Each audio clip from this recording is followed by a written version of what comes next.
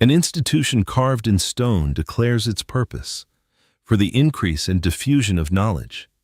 And yet, what happens when knowledge arrives and does not return? In 1846, a British scientist who never set foot on American soil left his fortune to a young republic. Not for war, not for industry, but for memory. A temple of preservation, a cathedral of record, a vault against forgetting, the Smithsonian Institution. Hold that phrase carefully. Increase, diffusion, because sometimes what is preserved is not what is shown, and what is shown is not always what was found. Throughout the 1800s, newspapers across America printed strange notices, small columns, matter of fact, bones unearthed from burial mounds, skeletons described as unusually tall, 7 feet, 7.5, occasionally more. The tone was not theatrical, it was routine. Farmers digging foundations, rail crews cutting through earthworks. Surveyors mapping riverbanks, they would uncover chambers beneath the soil, copper ornaments, stone tools, remains, and then the final sentence would appear. The bones were sent to the Smithsonian Institution for further study. Always the last line. After that, silence. No follow-up report. No exhibition case. No published correction. No confirmation. Just absence. Today, the Smithsonian holds more than 150 million items in its collections. Only a small fraction is visible to the public. The rest rests in climate-controlled stillness. Cataloged, boxed, numbered. The largest storage complex stands in Maryland. Vast buildings, quiet corridors, restricted entry. Human remains require special permission to examine. Requests filed months in advance. Approvals layered within approvals. This is not accusation. It is architecture. An institution that both receives and decides, that houses and interprets, that preserves and defines. In 1865, a fire consumed much of the original Smithsonian castle. Letters, records, correspondence from its earliest years. Ash. When early intake logs are requested today, the answer is simple. They burned. So the first decades remain partially unwritten, and into that absence stepped men with strong conclusions. In 1879, a new bureau was formed within the institution to study the ancient earthworks scattered across the American landscape. Mounds rising quietly in fields and forests, too deliberate to ignore, too numerous to dismiss. The public wondered who built them. The official investigation began. Its conclusion, some say, seemed already certain. Native builders, no anomalies, no lost chapters.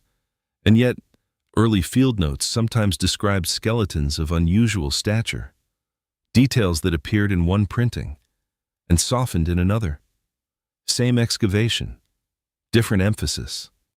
This is not proof of giants. It is a question of record. When the guardians of knowledge also guard interpretation, what becomes of contradiction? If bones were ordinary, why did so many reports mention their size? If reports were exaggerated, why collect the remains at all? If nothing unusual existed, why does the trail end at the same doorway? The castle remembers the fire. The vaults remember the boxes. The motto remains carved in stone. Increase, diffuse. But diffusion requires movement, and movement requires permission. Somewhere between the mound and the museum, between the newspaper column and the archive shelf, something changed. Knowledge flowed inward. Then it stopped. If knowledge is a river, it must move. If it pools in one place too long, it becomes still. And still water does not speak.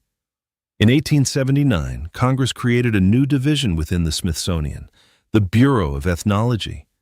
Its task was clear: Study the ancient earthworks scattered across the eastern United States, thousands of mounds, rising from Ohio to the Gulf, geometric embankments, burial chambers, carefully layered soil shaped by deliberate hands.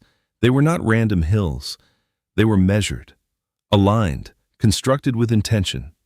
The question was not whether they existed. They were visible from passing trains, surveyed by engineers, drawn into county maps. The question was, who built them, and whether the story was already decided. John Wesley Powell became director of the new bureau, a veteran, an explorer of the Colorado River, a man of influence and certainty. He appointed Cyrus Thomas to lead the mound investigations. Thomas was trained in insects, not in ancient stone, not in burial architecture, but in classification. 12 years passed, excavations multiplied, reports were compiled, boxes shipped east. Then, in 1894, a final volume appeared. 700 pages. The conclusion was steady. No vanished civilization, no anomalous remains. The builders were Native Americans. Case closed. Yet buried within early field notes were details that did not always survive the printing process. Descriptions of skeletons measured at uncommon heights, copper bracelets encircling large wrists, chambers arranged around a central figure. In one edition, the measurements remained explicit. In later copies, the language softened. Dimensions became approximations. Unusual became unremarkable. The earth had not changed. The bones had not changed. Only the phrasing had. At the same time, official circulars encouraged citizens to send discoveries directly to Washington. If you uncovered something, ship it. The institution would study it. And so they did. Farmers, rail workers, local historians. Crates moved along rail lines, wooden boxes marked for the capital. What happened once they arrived is less visible. No exhibition followed. No public measurement. The objects entered storage. And storage is quiet. In 1903, a new curator assumed authority over physical anthropology. For decades, he shaped interpretation. He insisted reports of oversized skeletons were errors, improper measurement, public imagination. Perhaps many were. 19th century journalism was not immune to embellishment, but dismissal became policy, not case by case. Blanket. No race of giants, no exception. And the bones themselves remained in institutional custody. Beyond ordinary reach. This is not an argument for giants. It is an observation about process. When inquiry begins with conclusion, investigation narrows. When access is controlled, contradiction fades. The mounds still stand in quiet fields, grass growing over geometry, foundations without builders' names. The archives still hold their contents, numbered, filed, boxed. Between earth and archive lies a corridor of interpretation, and once interpretation hardens, it becomes architecture. Difficult to move, the river slows, knowledge enters. It does not always leave. A vault does not argue. It simply holds. By the early 20th century, the pattern had settled into rhythm. Discoveries made in fields, reports printed in local papers, artifacts and bones sent east. Silence in return. The Bureau's conclusions stood firm. The mounds belonged to known peoples. No lost chapters, no unfamiliar builders, no deviation from the accepted line of inheritance. And yet, inheritance is not always simple. Ancient architecture carries memory in proportion and placement, earth shaped in symmetry, chambers aligned to horizon and season, copper and stone arranged with ritual precision. Such works suggest continuity of craft. A tradition passed hand to hand, master to apprentice, generation to generation. If so, where did that continuity fracture? Within the Smithsonian's collections today are tens of thousands of human remains gathered before modern repatriation laws, collected over decades, cataloged under evolving systems, stored in controlled stillness. The institution acknowledges this openly, but acknowledgement is not the same as examination. Most remain unseen by the public, seen only by approved researchers, under conditions defined internally. This is structure, an internal gate, a review before review, a request before request, access layered within access. It is also true that in 1865, a fire erased many early records, correspondence, intake logs, foundational notes. The earliest decades became partially untraceable. When a record is requested from that period, the answer is simple. It burned, and fire does not testify. Later curators shaped interpretation for generations. They determined which reports reflected error, which descriptions merited revision, which anomalies required no further inquiry. A single professional opinion, sustained for decades, becomes orthodoxy, not by force, by repetition, and repetition becomes memory. By the 1920s, newspaper accounts of unusual skeletal finds diminished sharply, not necessarily because discovery ceased, but because the narrative had cooled. Without follow-up from the central authority, local stories fade, interest wanes, excavations go unreported. The river narrows, knowledge flows inward, rarely outward. Consider the institutional design.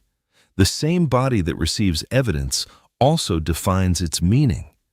The same authority that stores the artifact determines whether it is anomalous.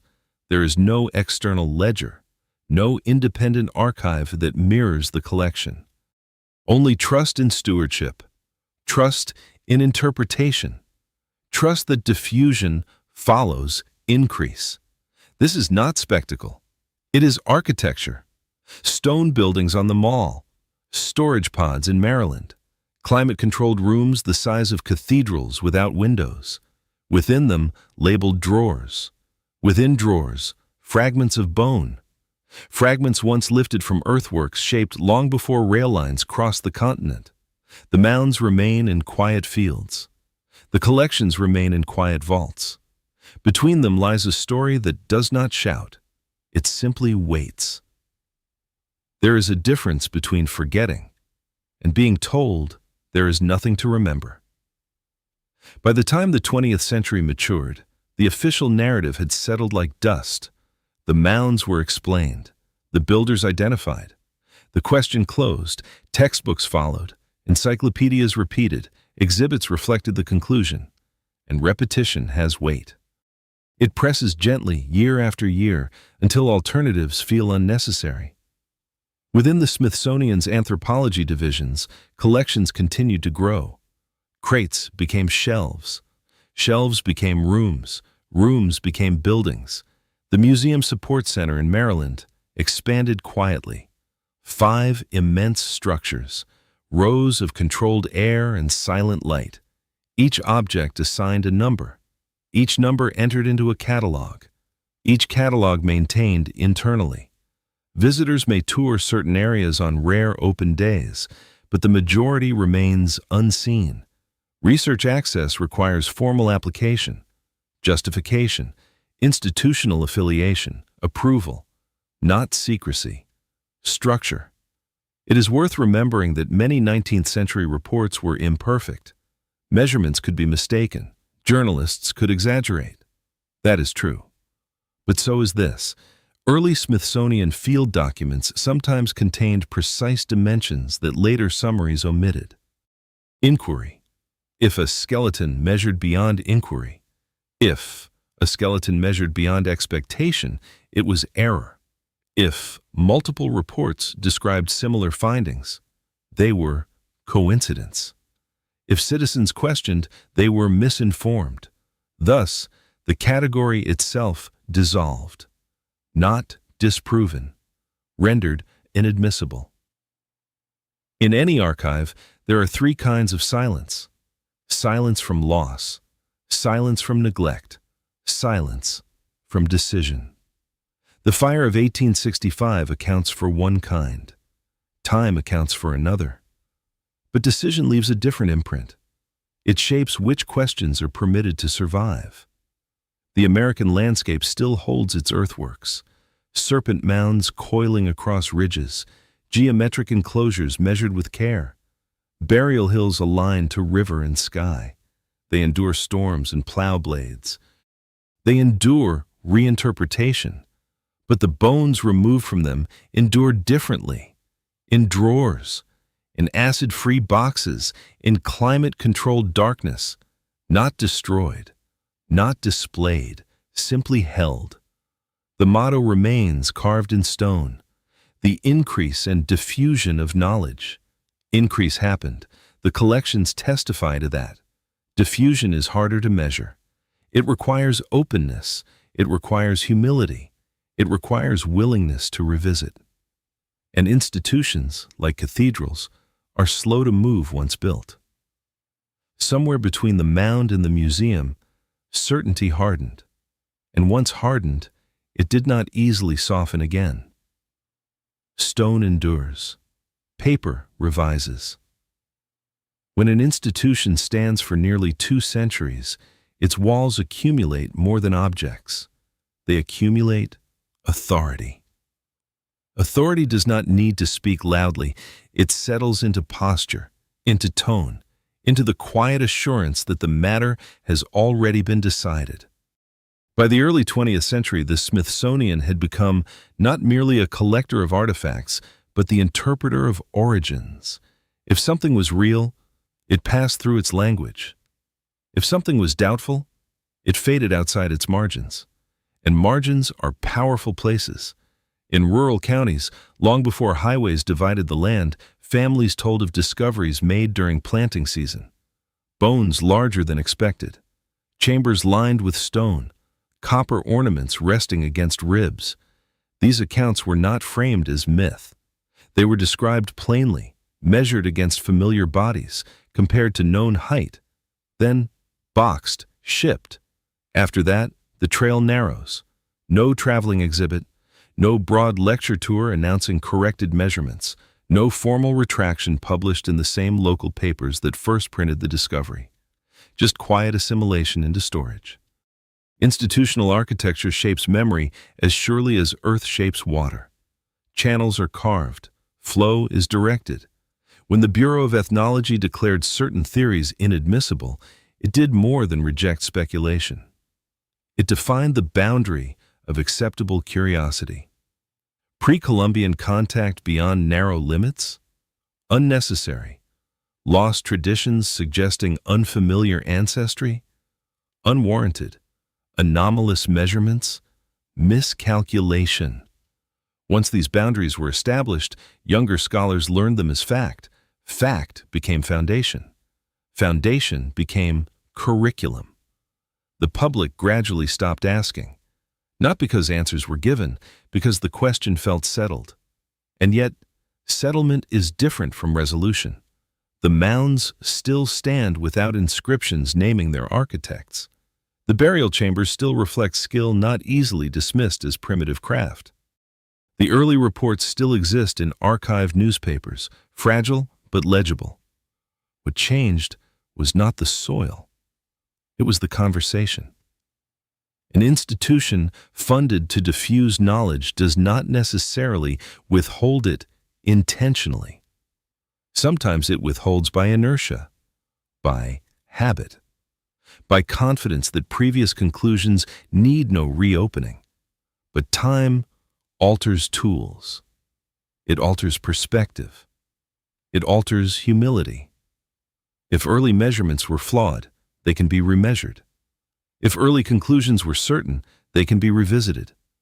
Yet revisiting requires will, and will often yields to preservation of legacy. In Maryland, in buildings larger than small towns' main streets, drawers rest in ordered rows. Within them lie fragments of ancestry, fragments that once belonged to people whose names were never written, fragments that once lay beneath mounds aligned to sun and season. They are not shouting. They are waiting. Was born from a paradox. A foreign was born from a paradox. A foreign benefactor entrusted a young nation with a sacred duty. Increase knowledge, diffuse it. Not hoard, not narrow, not finalize. Increase, diffuse. The words are still there, carved into permanence, and yet permanence can conceal stillness. Across the American landscape, earthworks remain where they were first raised. They have outlived railroads, outlived editors, outlived curators. Rain falls on their slopes without interpretation. Sunlight traces their geometry without revision. They endure without needing consensus.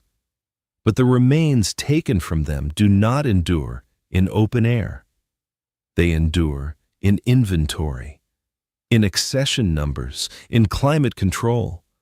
No grand vault of forbidden relics is required to create absence. Only process, a request form, a committee review, an internal policy, an archive not subject to outside mandate. The same institution that stores the evidence defines its context. The same hands that catalog decide which anomalies deserve re-examination. This is not spectacle, it is structure. Structure built over decades, reinforced by certainty, protected by reputation. We are told the reports were exaggerations. That measurement errors explain the height. That 19th century enthusiasm distorted proportion. Perhaps many did. But revision without transparent remeasurement leaves a quiet residue of doubt. When early documents shift in tone between printings, when foundational records are lost to fire, when categories of inquiry are declared closed before fully explored, questions remain, not accusations. Questions. The older generation remembers when knowledge felt heavier, when books were opened slowly. Is earned and maintained, and maintenance is earned and maintained, and maintenance requires openness. Somewhere in Maryland, in long corridors beneath steady fluorescent light, drawers rest undisturbed. Within them are bones once lifted from earthen chambers shaped by careful hands. Those hands are gone. The mounds still rise. The motto still stands. Increase, diffuse. The increase is measurable. The diffusion is harder to see. And until the river flows both ways, the silence between mound and museum will remain. The buildings remember. The earth remembers. Whether we are permitted to remember is another matter entirely.